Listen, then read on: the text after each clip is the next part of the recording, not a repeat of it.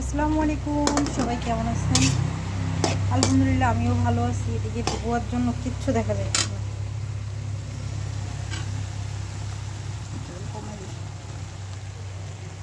প্রচণ্ড ধোঁয়া উঠতেছে এই বাইরে থেকে।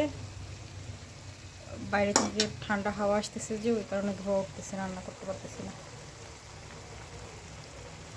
আজকে গিয়েছিলাম একটু বাইরে ঘোরাঘুরি করতে, তো দুপুরে রান্না করে নিই। গতকালকে যে তরকারি রান্না করছিলাম ওগুলো ছিল ফ্রিজে, তো দুপুরে ওগুলো খাওয়া দাওয়া করছি। আর সারা বিকাল দুপুর ঘোরাঘুরি করে বাসায় আসছি। তো এখন রাতে ভাত রান্না করা আছে, শাক ভাজি করবো আর ডিম ভাজি করবো। আর এখন সবজির দাম যেহেতু কম, তাই অল্প টাকাই হয়ে যাবে। মাত্র 10 টাকার শাক ভাজি দিয়ে 3 জনের একবেলা খাবার হয়ে যাবে। একটা ডিমের থেকেও এখন শাক সবচেয়ে কী বলি সস্তা।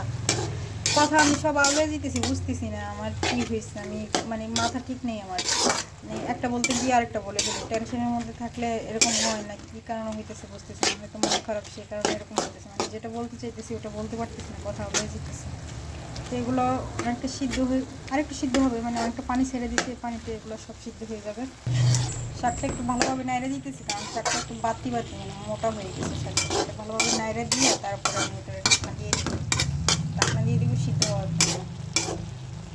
এই যে এখানে আমি সব থালাবাটি ধুয়ে ধুয়ে রাখছি। ঢাকনা এটাও ধোয়া, তারপরে একটু ধুয়ে নিই। ধোয়া থালাবাটিও আরেকবার ধুয়ে নিই। এটার কারণ বুঝছি, অনেক সময় টিকতে গিয়ে তেলা পোকা হাঁটে, এই কারণে। আর এখানে শাক দিতে গিয়ে শাকের ইয়েগুলো, ময়লা পাতাগুলো ওগুলো করে রেখেছি। এখন শাক এগুলো ঢাইকা দিই। যে পানি আছে এই পানিতে শাকটা সিদ্ধও হয়ে যাবে, পানিটা ওটাই না যাবে। আর আমি শাক রান্না করতে সবসময় এই কড়াইটা বাছি, কারণ এই কড়াইটা বড়, নাড়তে চাড়তে সুবিধা হয়। আর আপনাদেরকে আরেকটা জিনিস দেখাই। আমার ছেলে, মানে আমি বাসায় ছিলাম, এই শ্যাম্পুর বোতলটা একদম ভরা ছিল, ঠিক আছে। ও গেম খেলে একটা ইয়া পাইছে, কী বলে, হ্যান্ড ওয়াশ পাইছে 75 টাকা দামের লাইফ বয়। তো এটা কিসে ঢালবে, জায়গা নাই। সেই জন্য কী করছে, আমার এই শ্যাম্পুর বোতলে যে শ্যাম্পু ছিল অন্য বোতলে ট্রান্সফার করে এটার মধ্যে মানে হ্যান্ড ওয়াশটা ঢালছে। এটাই যে এখানে পাম্প করে বাইরে করেছে, সেই কারণে ছেলের বুদ্ধি আছে। আর এই যে দেখেন, মানে আমি যেটা আগে শ্যাম্পু ব্যবহার করছি এটা পুরোটা খালি ছিল, কিন্তু ভাগ্য ভালো যে এই বোতলে সবগুলো শ্যাম্পু আইটাই গেছে। না আটলে তো আবার আরেক কেরাবেড়া লাগাইতো।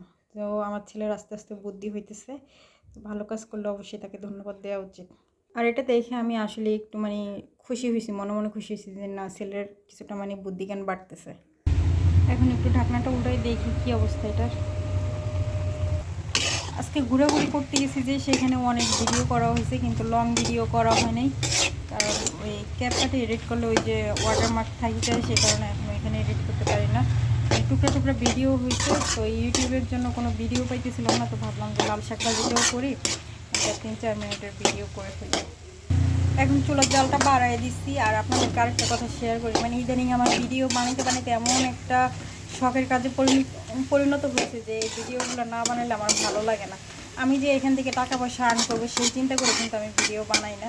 আমি ভিডিও বানাই শখের বসে, যে আমাকে 2-4 জন ফলো করলো, আমাকে একটু কমেন্ট করলো, মানে এটা একটা পুরোটাই আমার শখের কাজ বলা যায়। আরও অনেকেই টিটকারি করে আমার ভিডিওতে, মানে ভিউজ হয় না, লাইক করে না, কমেন্ট করে না। আমি এগুলো কানে নিই না। আর আল্লাহ চাইলে এক না একদিন অবশ্যই সাফল্য আসবে, একদিন না একদিন অবশ্যই সাফল্য পাবো। সেই মানে কী বলবো এটাকে, সেই আশা আমি রাখি যে পরিশ্রম করলে পরিশ্রমের ফল একদিন অবশ্যই পাবে, সবাই পাবে, শুধুমাত্র আমি না।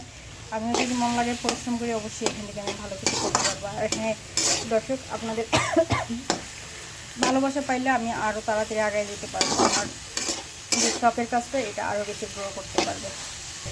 আমার ভিডিও যদি ভালো লাগে থাকে, অবশ্যই লাইক কমেন্ট শেয়ার করে পাশে থাকবেন, সাবস্ক্রাইব করে পাশে থাকবেন।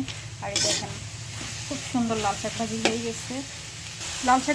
গেছে। খুব সুন্দরভাবে। চুলা বন্ধ করে দিব। আর আজকের থাম্বনেল দিব মাত্র 10 টাকায় 3 জনের একবেলার খাবার।